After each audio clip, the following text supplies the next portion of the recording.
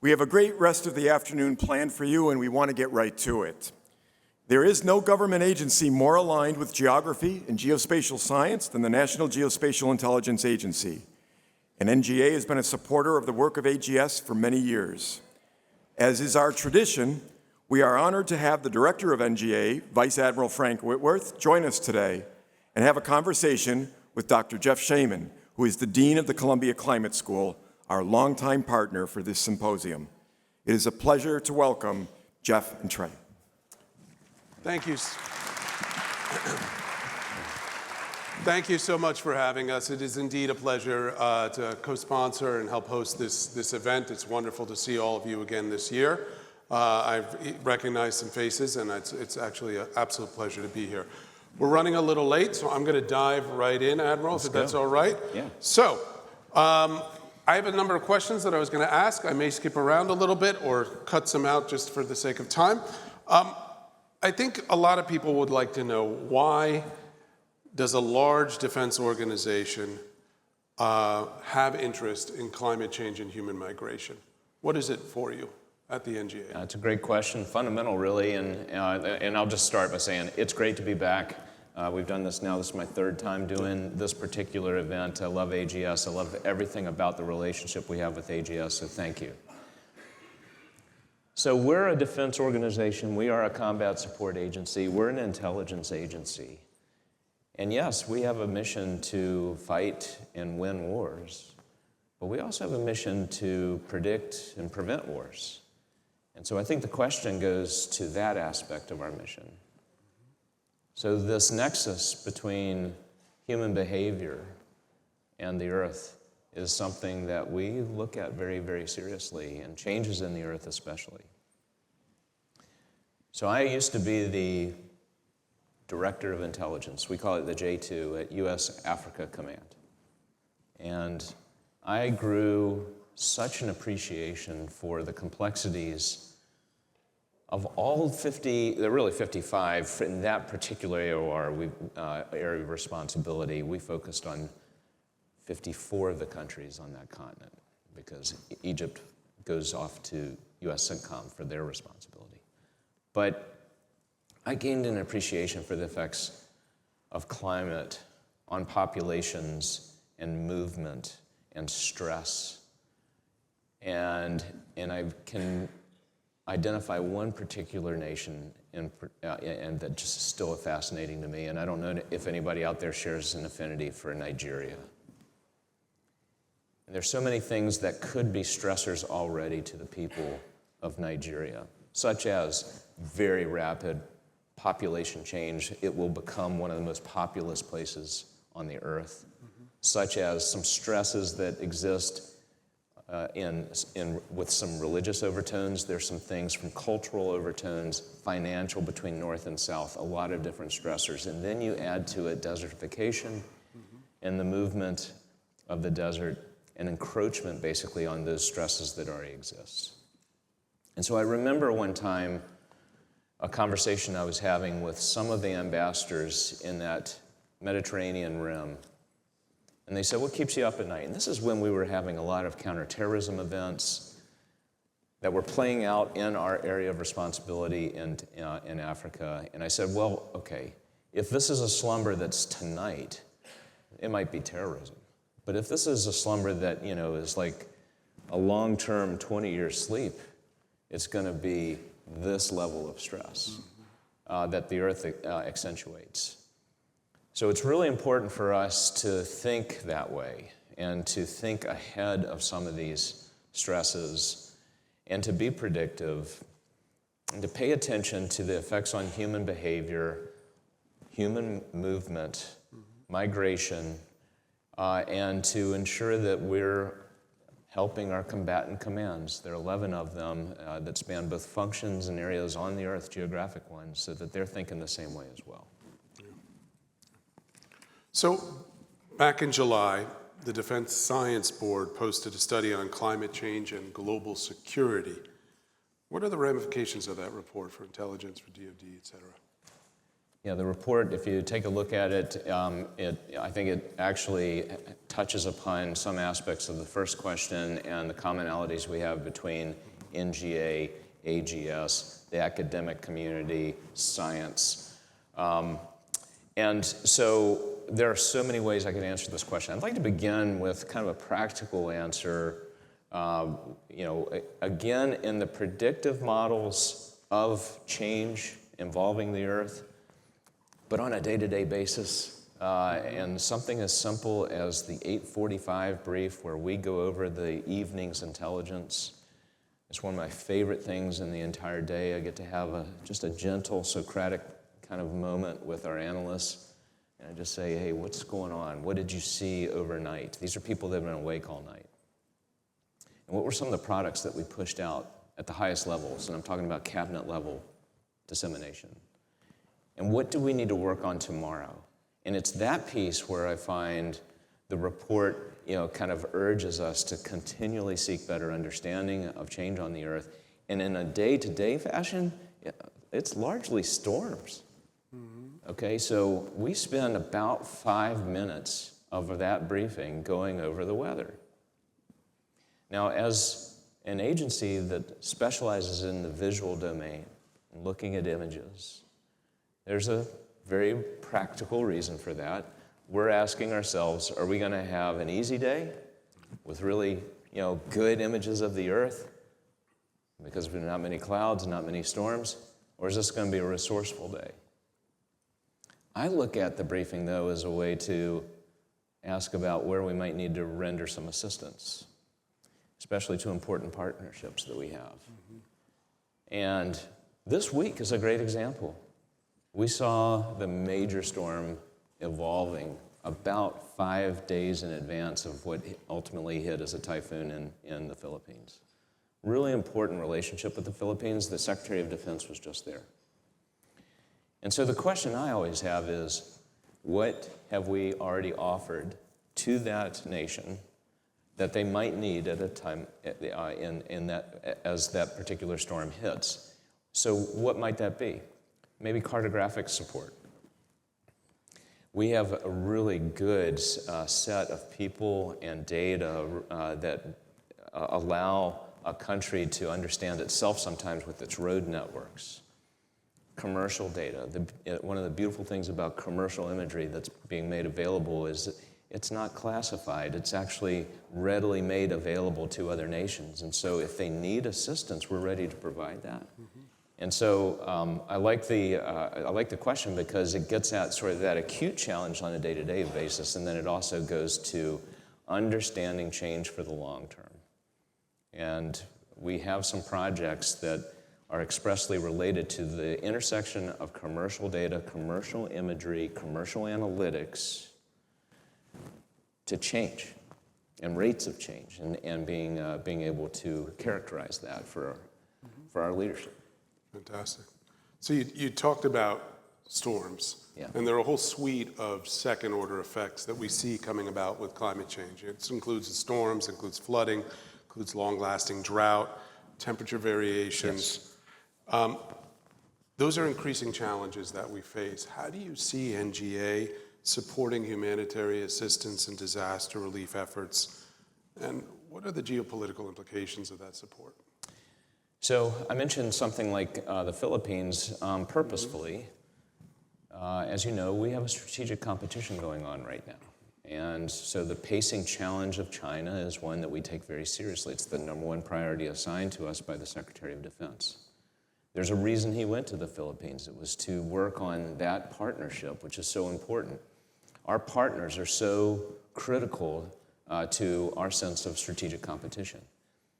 So when there's a partner in need, okay, we want to be there. And so we have a rare commodity in the way of data, exploitation of data, data science, and the provision of cartographic support, especially grid reference maps for search and rescue. And we've solidified these best practices on our own homeland.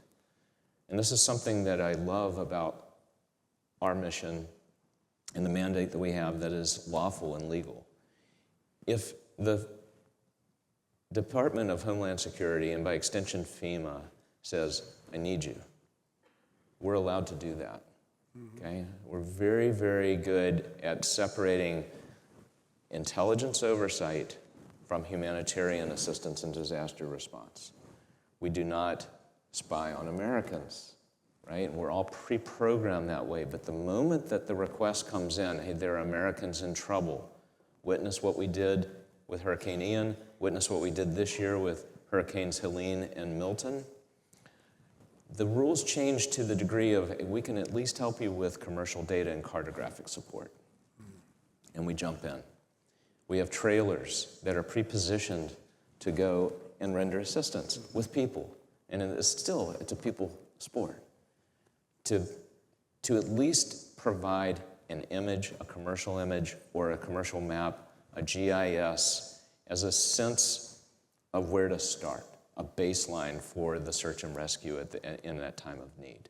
This was very acute in Helene especially. Yeah. Okay, so we actually started in Florida, and then they trekked right back up into North Carolina, and they parked in Cherokee, North Carolina, to help people discover what they didn't even know about bridges that were missing, communities that we were still kind of unsure as to where to begin the search in that time of need, and building grid reference systems and maps. And this is what's really cool about this, about this trailer that we send out and these people.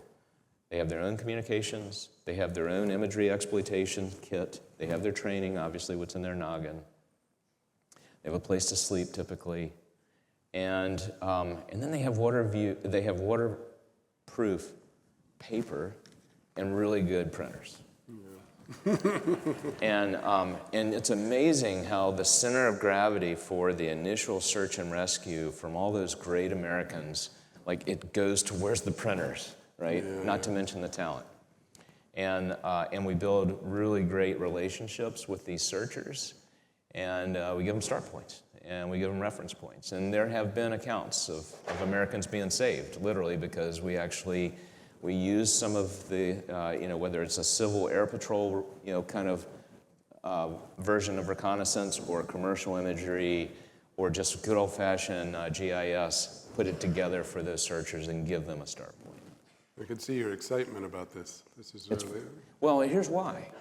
And I think this is kind of the intersection that we have in this forum. So, yes, we are a combat support agency, we're an intelligence agency. And when we're looking for people to join this great group of Americans, there are a good number of 21 and 22-year-olds or younger who want to defend. They want to ensure America's defense. They might even want to help break things, okay, if we get into some sort of a combat scenario. But I'm finding that it's about 100% of the average 20-something who wants to save things. And we offer that. Yeah. And that's a rare commodity, and so it's why I and the team invest in this forum and in your cause, because we have that in common. It is a strategic imperative for us to understand the Earth. And it gets into this issue of precision. And I'm probably getting ahead here, I apologize, but I want to make sure that we're all clear on how geolocational accuracy is the coin of the realm in our business.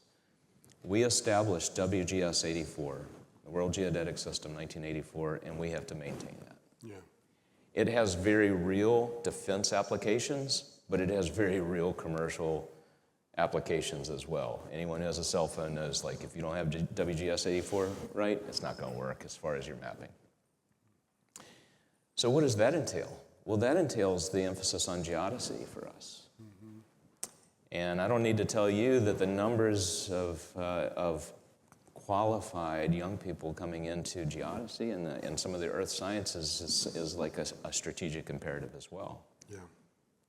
But the change of the earth, the rotation, the cycle, understanding the core, its effect on gravity, the changes in gravity, these all have very real implications for us relative to WGS 84 and relative and true north as well, and magnetic, of course.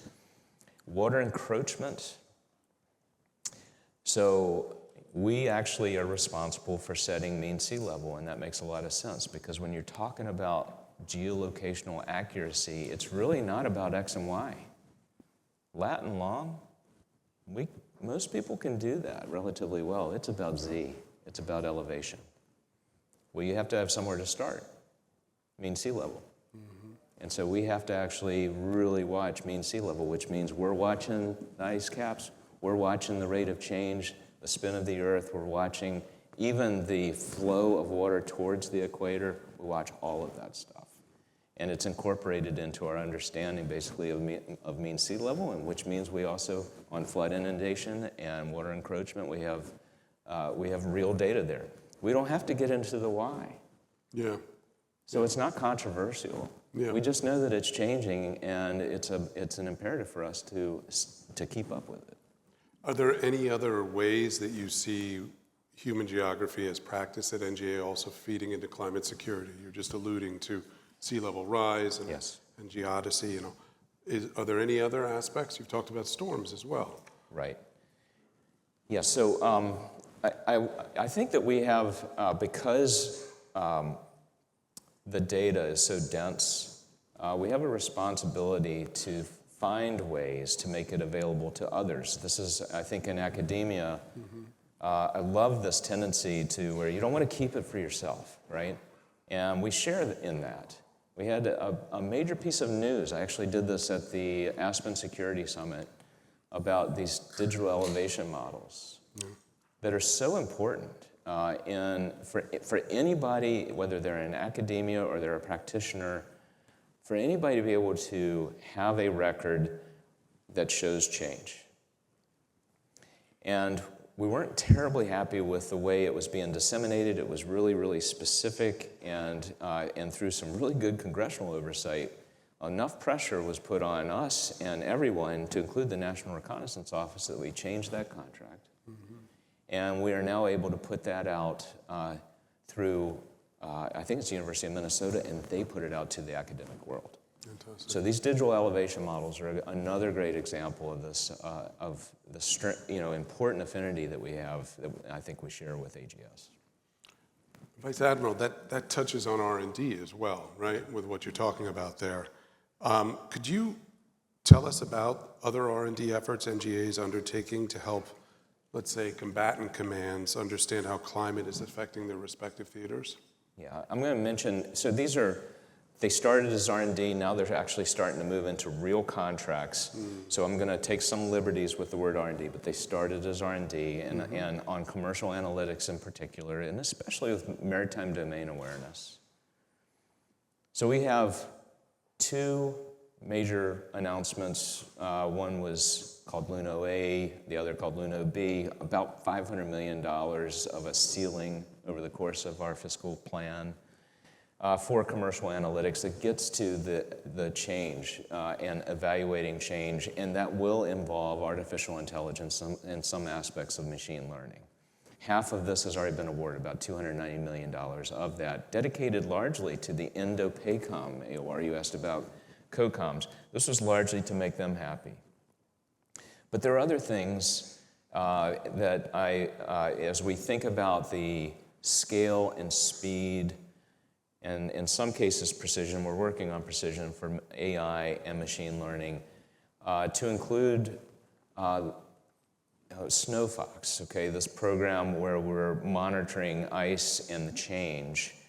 And we have an AI-generated output relationship with the National Ice Center on icebergs. And so that's a great example of where you just need enough either synthetic aperture radar or electro-optical, typically synthetic aperture radar, to tell you something about the rate of change and to give some specifics on ice flow that are very helpful for the National Ice Center. So just two examples there. You mentioned water and flood inundation. Iron Fist is the name of a program that we have dedicated to that. So I hope that at least scratches the surface of some of the R&D efforts that are now becoming real money and real contracts out there. Well, let's pivot a bit and just ask you sort of something a little different, which is, well, what do you have to say to the AP Human Geography high school teachers who come to this event every year? What would you like to tell them? Okay, first off, I'm always in the people business. And so we have 16,000 people, and they all motivate me. They love what they do so much. This organization is one of the highest morale organizations I've ever led. And so you want to share that, and you want to make sure you sustain that. And so this isn't a recruiting pitch, it's an opportunity pitch, okay? We knew that internships were very popular at the college level, and that's moving apace. And when people enter our college internship program, they typically come back.